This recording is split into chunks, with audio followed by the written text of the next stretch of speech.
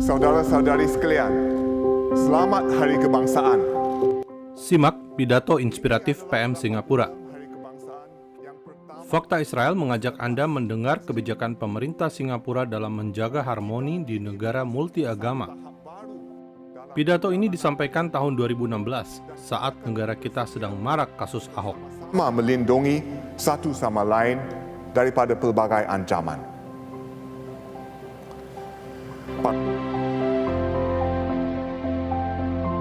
Hadirin, kini antara ancaman besar yang perlu kita hadapi ialah pengganasan. Kita semua tahu bahawa ancaman pengganasan kepada Singapura semakin meruncing dan berbahaya. ISIS di Timur Tengah ada pengikutnya di rantau ini. Malaysia telah memberkas lebih 200 anggota pengganas yang ada kaitan dengan ISIS. Baru-baru ini, Indonesia pula menangkap beberapa orang di Batam yang merancang untuk menyerang Singapura dari Batam. Di Singapura, kita juga memberkas beberapa individu yang telah menjadi radikal.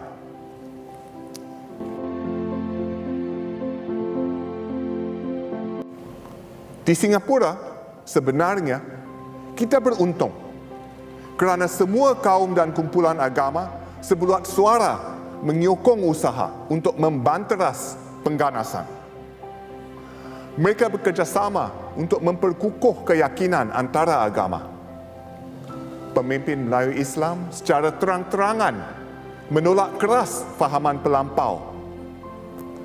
RRG giat membetulkan tafsiran yang salah tentang Islam dan menyangkal ideologi pelampau dan pengganasan.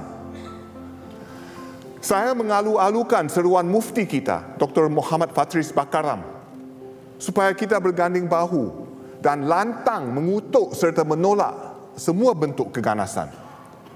Ini panduan berguna untuk masyarakat.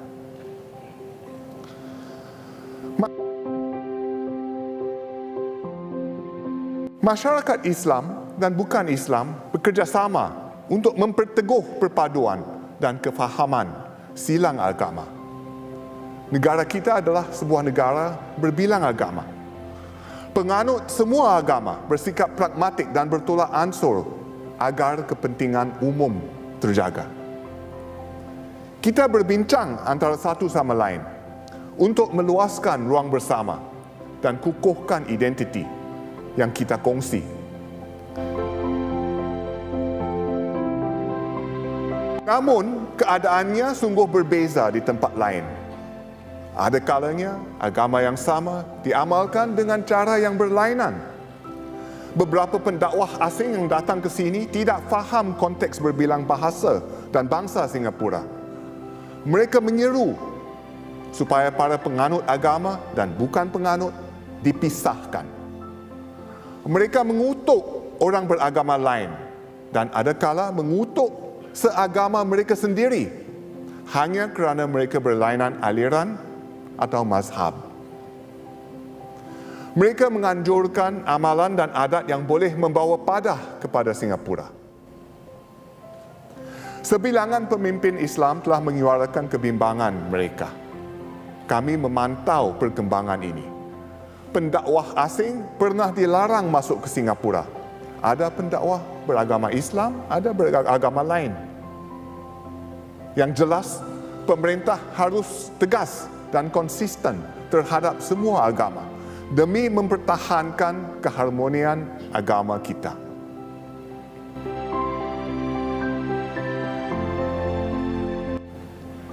Asatiza kita perlu memahami konteks bagaimana Islam diamalkan di Singapura. Bagi mereka yang belajar di luar negara, program SRP di RSIS bersama Akademi MUIS menganjurkan kursus sijil pemikiran Islam dalam konteks kehidupan masyarakat majmuk.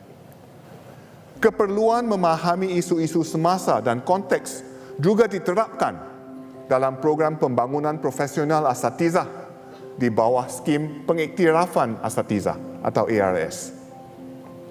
Saya difahamkan ramai asatiza kita mendapati pendedahan ini perlu dan berguna. Ini harus kita perkukuhkan. Oleh itu, saya gembira Menteri Yaakob Ibrahim mengumumkan rancangan untuk menguatkan ARS dengan meluaskannya kepada semua asatiza.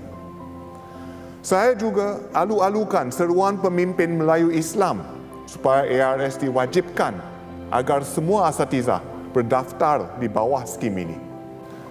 Sekarang, ARS atau atas dasar sukarela, MUIS akan bekerjasama dengan Pergas dan lembaga pengiktirafan asatiza untuk menjadikannya wajib.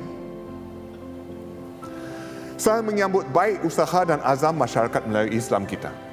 Ini akan memberi jaminan bahawa semua guru agama di sini dapat membimbing para pelajar mereka untuk mengamalkan Islam sejajar dengan konteks berbilang kaum Singapura. Hakikatnya, kita hidup bersatu padu walaupun kita tidak serupa. Bak kata pepatah, kuat lilik kerana simpulnya. Oleh itu, kita perlu terus bekerja keras, bertolak ansur dengan penuh muhibah supaya kita lebih bersatu hati.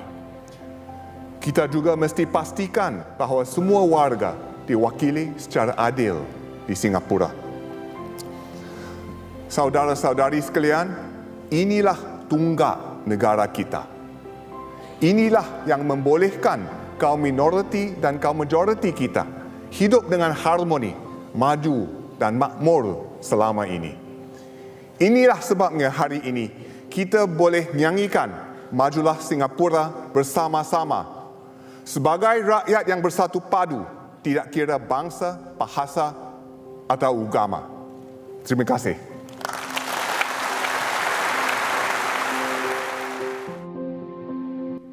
Damai dimulai dari diri sendiri. Salam damai dari Fakta Israel.